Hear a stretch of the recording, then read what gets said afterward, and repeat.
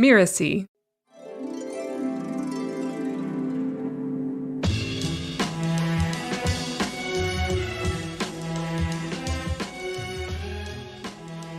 Everyone does not survive a bout with cancer and go into remission or whatever. People die from cancer. And so how do you rectify that with a purposeful cancer journey of faith? Hello, I'm Katie Valentine, and you're listening to Soul Savvy Business. I am a soul-minded spiritual entrepreneur, a Christian minister, and a New Testament scholar. Don't let any of that scare you. I support all paths to the divine, and I use tools such as chakras, dreams, and intuition to get there. On this podcast, we explore the intersection of business and spirituality. What do I mean by that? Too often we separate our business selves from our spiritual selves, but in doing that, we don't leverage the full potential of either one. This series aims to help you fall in love with your own soul so that you can live your most fulfilling and successful life. On today's episode, I'll be talking with an author and life purpose coach who helps Christians impacted by cancer. But first,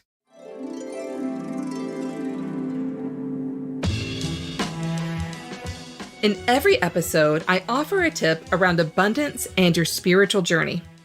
To practice abundance, sometimes we have to get away from thinking about money. While money is the most obvious form of abundance, especially for entrepreneurs with bottom lines, it's also elusive when we're hyper-focused on it, precisely because the hyper-focus can get us out of ease and flow and into anxiety and misalignment. So the tip for today is to sometimes stop thinking about money and put your abundance focus on something else that comes to you with ease and effortlessness. For me, lately, this has been practicing abundance awareness in my relationships.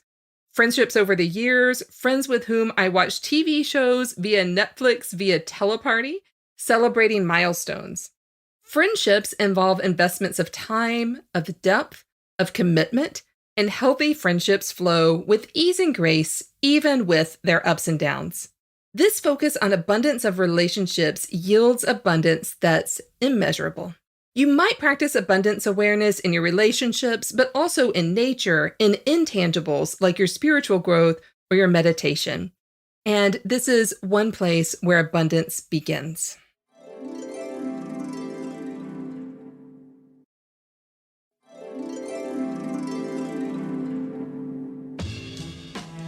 My guest today is Henry Dotson. Henry is an electrical and mechanical engineer, an engineering consultant, and a life purpose coach. His own unexpected diagnosis had a deep impact on his career and personal journey. By sharing his experience and his faith, Henry hopes to inspire others impacted by cancer to live their best and most purposeful life. Welcome to the show, Henry. Thank you, Katie. I'm glad to be here. I'm so glad that you're here and you're doing such meaningful work. And before we get into that, I'm just curious, did anything resonate with you on the tip of abundance without paying so much attention to money? Well, yes, it did. I really think that that's part of the work that I do, that you have to appreciate those things that are not money related in order for, at least for me, in order for me to better work with my clients. And so I think that keeping that in mind gives them a better experience, and I'm a better coach. So Henry, as you and I know, the Bible does talk about money and material wealth quite a few times. And Yes. for some Christians, this creates a lot of joy. And then for others, it can create a lot of conflict. And I know I've certainly worked with people in that space of conflict. And I'm just curious if your religious beliefs have ever influenced the way you think about money or the way you think about abundance. I've come to the realization that the things that are important in life are the intangible things. And so when it comes to money, it's the love of money that is the problem. It's not the money itself that's the problem. Right. And so I've never really been a material person to begin with. Even when I was a child, things just didn't have that much meaning to me. What had meaning was the personal relationships and experiences I had with people. Money is important, but I was always mindful to try to keep it in perspective. And I appreciated more the abundance of the relationships that I had with people. And it didn't have to be Christian people. It just interacting with people and learning about them and them learning about me. Those are the things that I knew were more important than anything else.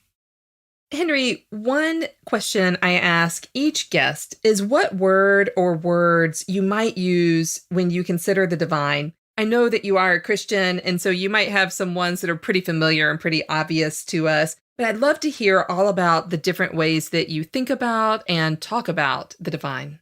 I talk about the divine with my clients in terms of gratitude, in terms of trust, talk about the divine in terms of his faithfulness, talk about the divine in terms of his providence, and that he is not surprised when they are diagnosed with cancer.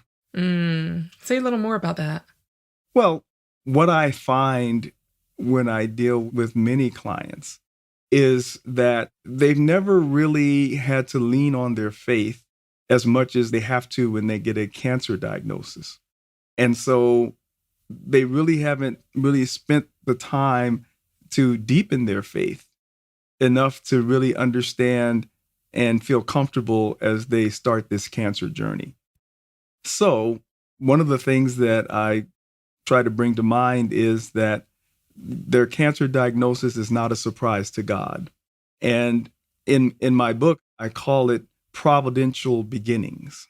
And what that means is that God knew that you were going to be diagnosed with cancer at that very moment in time when it happens. And so he has already been orchestrating the circumstances of your life and the lives of others so that you would be prepared for this moment, whether you know it or not, that you are prepared for this moment, that he has given you or you have experienced things in your life, and they will help you as you start to navigate this cancer journey. Well, tell us just a little bit about your own spiritual or religious upbringing and what that was like. Yes, well, I was raised in the church. My parents started us at church as long as I can remember. We were members of a Baptist church in Los Angeles, Second Baptist Church of Los Angeles. And I remember that I gave my life to Christ at 7 years old. And I'm sure at that time I wasn't really sure exactly what all that entailed, but I knew that I wanted to have a relationship with God based on what I had heard in church and with my parents. And so we were active in church. We would go to they had a program, they called it the Baptist Youth Fellowship. Basically, it was Saturdays, you'd get together with the other kids at church and you do things on Saturday. And then, of course, there was church on Sunday. So we got involved with that. I think that really didn't start until junior high school. But we would go on Saturdays and then on Sundays. And so that was my upbringing until I went to college. And what about now? Has your spiritual religious journey taken you afar from that, or are you still immersed in that same kind of church? Well, since COVID, I really haven't done a lot with meeting because I have a compromised immune system. And so most of what we've been doing for the past 2 years have been online. So it's been a while, but we've been, watching online. And prior to that, we were very active in the church. We were involved in the missions ministry. So my wife and I have been to South Africa about 5 times and Ghana 3 or 4 times. And we'd gone out and done missions work. So we were very involved with the church, and it developed the strong spiritual growth that I had, and it deepened my faith. Well, you mentioned before that when you're working with your clients, you assure them or offer them the insight that maybe God is not surprised at their diagnosis. And I'm wondering if you can tell us a little bit about your own journey and how your own faith maybe was shaken or deepened during your cancer journey. Well, my story started in July of 2015 with multiple myeloma, which is a form of bone cancer. It's actually cancer of the bone marrow. I was helping a friend move some belongings from a storage unit in downtown LA to another city. And while I was helping, I pulled the muscles in my lower back with trying to move these boxes around. And so I went to the doctor just because my back was hurting.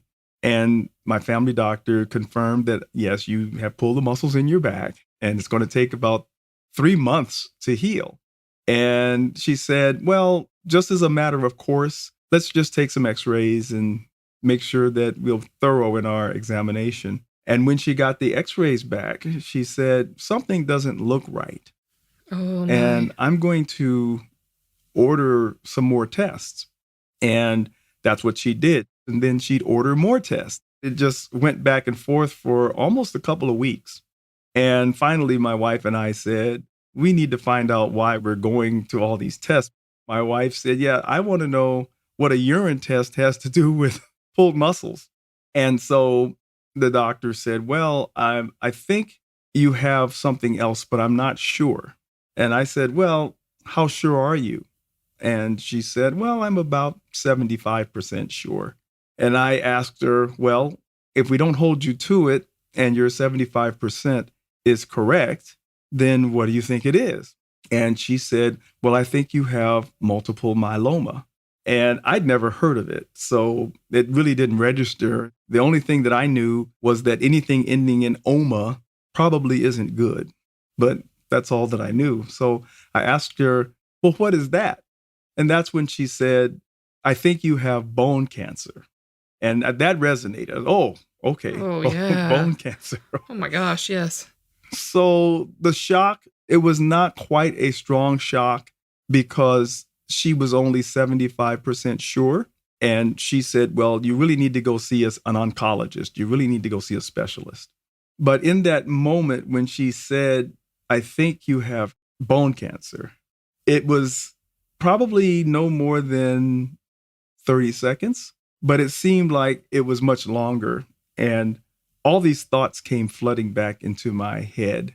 And they were thoughts of past sermons that I had heard, many different pastors over the years, but they all kind of melded together. And the message was simply, what are you going to do when you get that diagnosis that you're not expecting? You get a bad report. Who are you going to trust? In whom are you going to trust? And are you going to lean on your faith?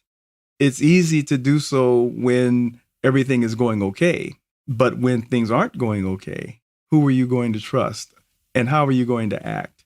And so that came into my mind, and I thought to myself, I'm having that experience right now. But the next thing that hit me, which was totally surprised, I had this overwhelming sense of gratitude. And that's not something that I would have expected would have happened. And the gratitude came in the sense that I started thinking, I'm so glad that I have a support system that will help see me through this like they have in the past. And I'm so glad that I recognize that I was not in control. That's the first thing that kind of hit you. You're not in control. But I was grateful that I knew who was. And so I was grateful to know that God had not left me and that he had provided for me to be able to go through it. So that was my introduction to the possibility of having bone cancer. So it sounds like during that journey, and thank you for sharing that, such a deeply personal journey to share. But it sounds like your faith was established and that you were able to lean into that maybe in new ways. Yes, and lean into it in a deeper way.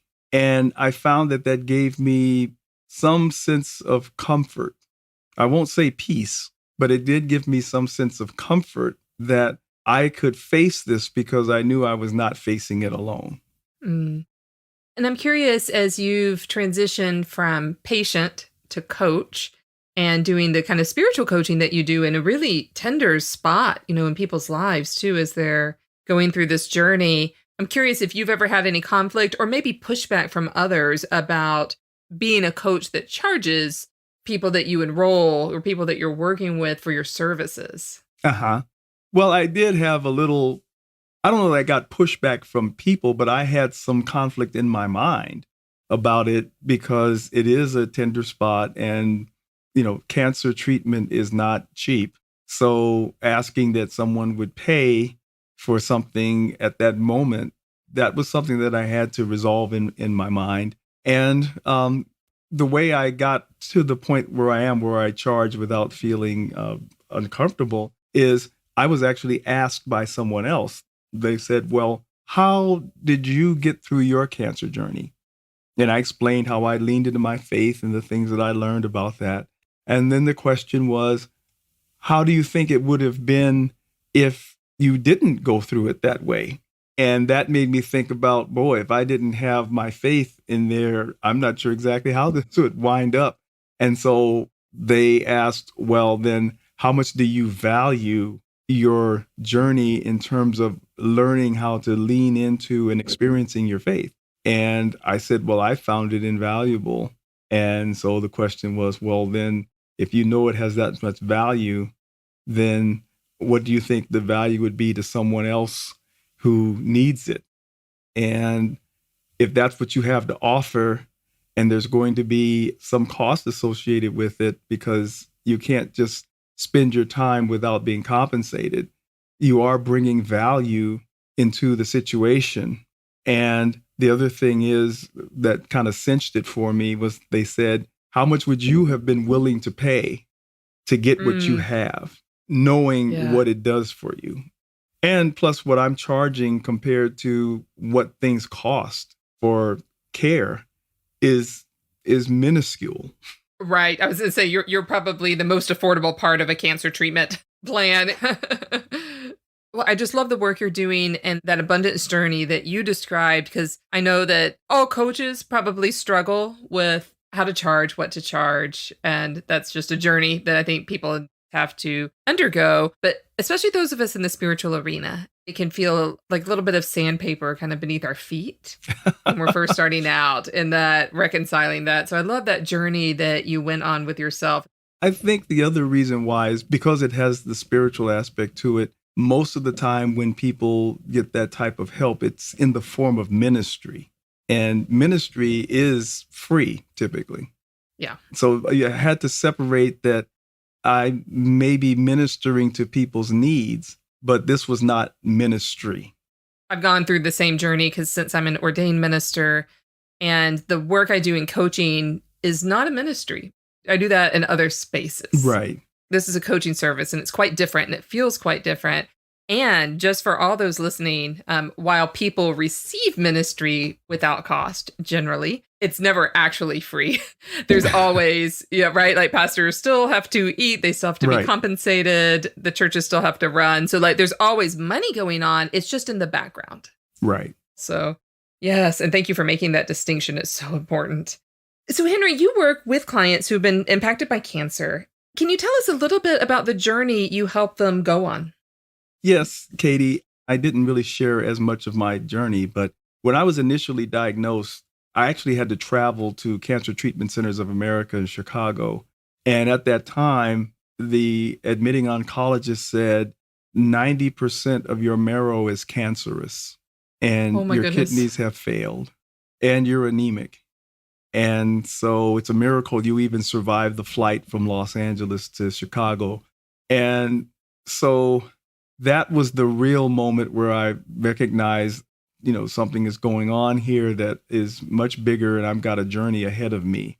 And I didn't have a lot of time to think about it because he said, this is an aggressive cancer, so we have to treat it aggressively. So I had gone there for a 6-day evaluation with my wife. And he said, we're not going to do the evaluation. We're just going to admit you right now.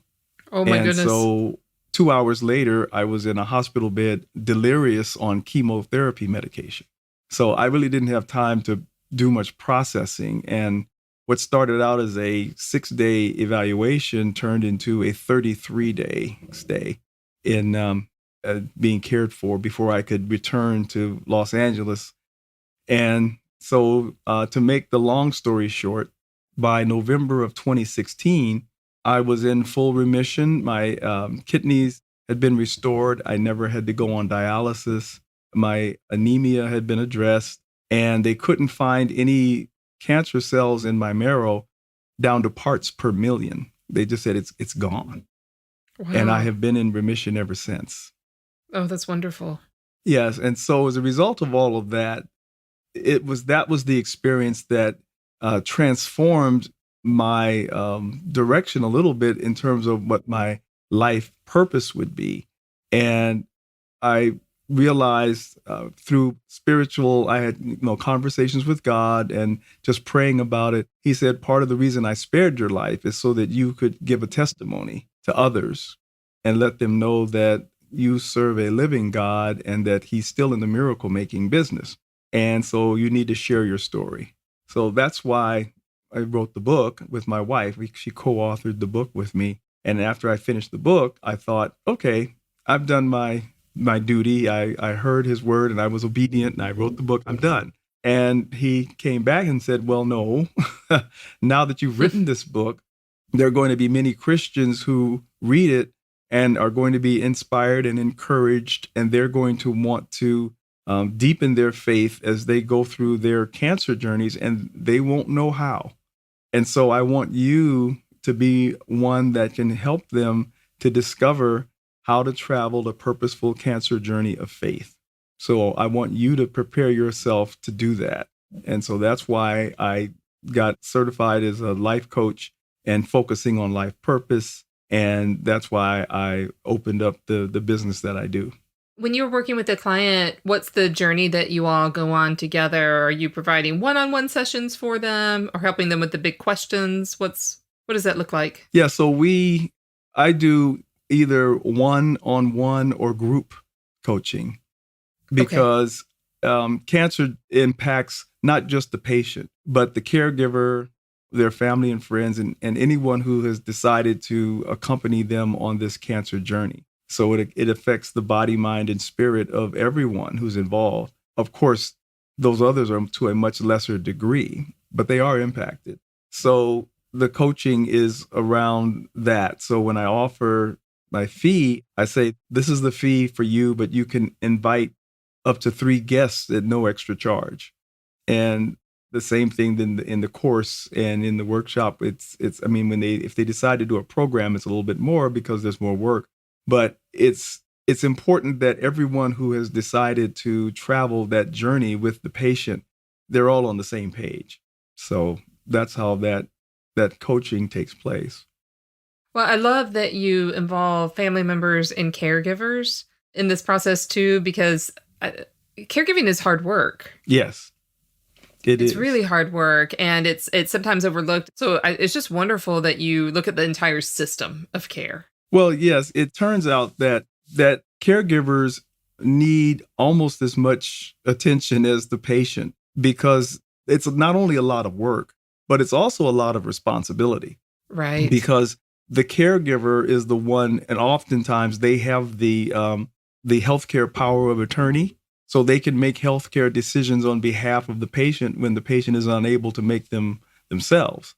And they tend to be the ones that will accompany them on their doctor visits. So they have privy to all their information. And so they're doing a lot of work that's above and beyond what they normally do. Right. I'm so glad that Henry spoke about caregiving as part of his offering.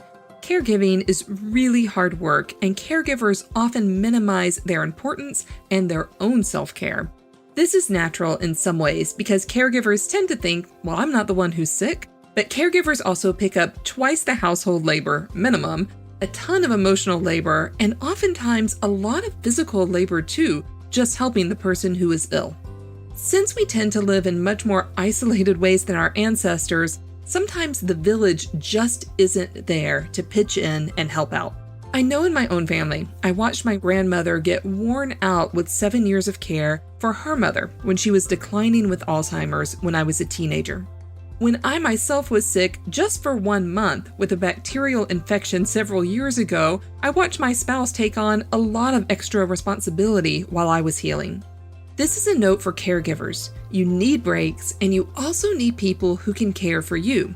When someone asks how they can help, give them a super concrete answer like, go to the store, vacuum the floor, or watch the kids or the dog for an hour. They will appreciate being given something concrete to do, and you will definitely appreciate the respite care. Caregiving is not only a huge responsibility emotionally, but also spiritually. To be sure, many caregivers report that they would not trade the time that they spent caring for their loved one for anything. And this can be a time of serious spiritual growth and expansion.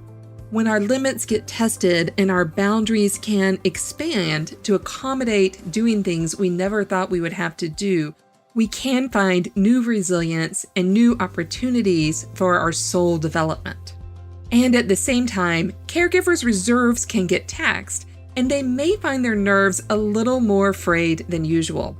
That's why services like Henry's are so crucial, and I'm thrilled to see his holistic approach to coaching through this cancer experience. Well, tell us what your biggest challenge has been as an entrepreneur. I mean, especially an entrepreneur in this, like I said, this very tender area of specialization that you're in. What has been the biggest challenge? Well, the biggest challenge, I think, is I'll say marketing, in the sense of reaching out to people that I haven't established a relationship with. So one of the things that we talked about is, well, there's cold calling and warm calling. Cold calling is tough because it is such a sensitive area that, you can't just go to someone in a networking situation and they say, oh, what do you do? And you say, oh, well, I help people going through cancer. Do you know anyone that's going through, you just... Yeah. You can't You don't want to that. profiteer on their pain and yes. And what I found is the best way is simply to share my story. And then it gives me the credibility that I know what I'm talking about. And then having written a book about it, that also adds to the credibility of what I'm doing. And that then makes people feel more comfortable. And I just say, well, then if you happen to know anyone that you think I might be able to help, then feel free to get in touch with me. It strikes me that what you do is very bold, but also very gentle at the same time, which is to do this, cancer journey coaching. I mean, it seems like such a niche and a needed niche, but then you have to find a way to talk about yourself in a way that's inviting, but also authentic and genuine. Right. So yeah, that seems to me like a spiritual journey, even on its own. Well, it is. And the foundation of that is all faith. Yeah. Because your faith is what allows God to operate in that situation. So if you haven't developed the level of faith where you trust him and believe him, then he's limited in what he can do. And that was the situation with Jesus, because when he went to his home city, he couldn't perform many miracles there because the people just didn't believe. They knew him from before. And they say, is this Jesus, the carpenter's son? And they had very little faith in him. And because of that, he could do very little. But it was in those places where he was outside of that sphere of people that knew him, that put their trust in him, wholeheartedly, where he was able to do all of the miraculous things that he did. And actually, cancer experts have known that faith has the greatest impact on the outcome of any cancer journey. They've seen that empirically, that people who are people of faith and people who have that trust and good attitudes, that their outcomes are far better than people who do not. So when you're dealing with a cancer, the first place to start is to kind of do a check on how strong is your faith. I think this might lead in really nicely to a conversation that I often have with guests on the podcast, which is about alignment. And is that a word that you would use in your own journey, like being in alignment? Most certainly. We actually have developed a cancer journey roadmap, if you will, with the points along the way. And there comes a point in the journey which I call the ordeal. And the ordeal is the greatest challenge in the journey. This is where maybe life or death will happen depending on whether or not you get through this ordeal or not. It's the most difficult thing physically that you're going through with your cancer. And so it's at that moment, and you're also in what I call the valley of dependence, where your dependence is on God, that you have to entrust your life wholeheartedly to God, because you know that there's nothing that you can do. And if anything's going to happen, it's going to be because of Him. And if you do entrust yourself in body and spirit and mind to God, then what happens, I believe, is there is an alignment of your will with God's will. And once that happens, then He is able then to imbue upon you His will. And that causes you to have that renewing of your mind. And when that happens, that's when the supernatural healing can take place. Thank you so much for that. It's all really, really helpful. And I wonder if we can talk for a moment about cancer journeys that don't end in remission or healing or stabilization. Right. Because some cancer journeys do end in death. Mm-hmm. And, that doesn't necessarily mean someone's not in alignment or that they don't have faith. And I'm just kind of curious how you approach that in your practice. Everyone does not survive a bout with cancer and go into remission or whatever. People die from cancer. And so how do you rectify that with a purposeful cancer journey of faith? And so what I share with them is that a purposeful cancer journey of faith is not a guarantee that you are going to be healed or you'll survive it on this side of eternity. But what it does for you is that it allows you to live out your life's purpose as you approach the end of life. Because as long as you have breath in your body, God has a purpose for you. And part of your purpose is to show other people how you're walking in faith. As you approach the end of your life here on earth, people are looking at you to see how are you going to make your way through that. And that becomes your life purpose, is demonstrating your trust and faith in God. So I say that, you may not get your healing here on this side of eternity, but you will receive your ultimate healing on the other side of eternity when you'll get that immortal body that will never die.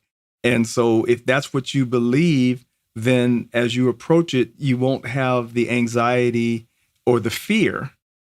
Thank you so much for bringing in that perspective and for saying that, because I know so many people who may feel like death is a failure, mm-hmm. or that not going into remission is a failure. Right. When in reality, so much healing can happen in the dying process. Yes. And so I think that as someone is traveling down that path where cancer is going to be the terminal illness of their life, that if they focus more and more on what God wants them to do, then I think that they will find that peace as they travel that path. Thank you for sharing that. And it's just bringing me back around to the intangibles you were talking about of relationships, mm-hmm. and of your faith journey, and that you were practicing that even when you were at your most ill. Yes. And what a testimony to your own kind of strength of faith and character. Well, I think that to do this type of work, you have to have experienced it yourself. You can't tell someone about a cancer journey if you haven't been on one. Right. And you can't tell someone about a deep faith if your cancer journey was not life-threatening. Cancer patients desperately want to be heard, and they want to feel as though they have some understanding in the decisions that they're making about their treatment and care. Thank you so much for all of this and for the work that you do. I think it's just amazing. And before we wrap up, is there any advice or wisdom you'd like to share with the listeners? Yes, I would like to say that in all likelihood, someone who's listening to this podcast either has cancer or knows someone who has cancer. And what I would like to say for them is the best thing that you can do is to reach out and be in community with each other. It's in community where healing takes place. And the same thing with for their caregivers and the people that want to help. And again, from my own experience, as I said, we were 33 days in Cancer Treatment Centers of America, 2,000 miles away from any people that we knew. And so my wife created a secret Facebook group, and she asked for people that we knew to pray for me. And she also used it to post so that they would get updates on what was happening to me, so she wouldn't have to repeat herself, because she had to focus on my care. And that became what we call our Facebook prayer team. And over the course of those 18 or so months, it grew to over 225 people in 8 countries and across 3 continents. And I know that the power of prayer was part of my healing. So I would encourage others to seek out that support. You were not put here to go through these things alone. And so seek out the support that you need in order to make it through this life crisis. Thank you so much. And I know people are going to want to be in contact with you. Can you tell us where people can find you? And I think that you have a workshop coming up, so make sure you tell us the details of that too. Yes, I have a workshop coming up.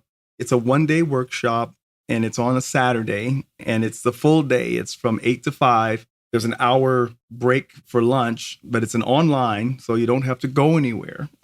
And so this is an introduction to this whole concept of a purposeful cancer journey of faith. And it talks about the transformation framework that you need, which we talk about all the different parts that you need to make this happen. So that we're doing 2 of them in the month of March. We're doing one on Saturday, March 11th, and the next one 2 weeks later on March 25th. And so in addition to that, we will be doing a 3-day course on it, which we really get into it a little deeper. And that will be taking place April 19th, 20th, and 21st. It's Wednesday, Thursday, Friday. So we have a website, ourjourneysoffaith.life. So it's not .com or .org. It's ourjourneysoffaith.life. If you hear this and it resonates with you and you think that this is something that you need, then I would say go to the website. And that's probably the best way to get in touch. Awesome. I know people will be visiting. And thank you so much. This has been such a wonderful conversation. Well, you're very welcome.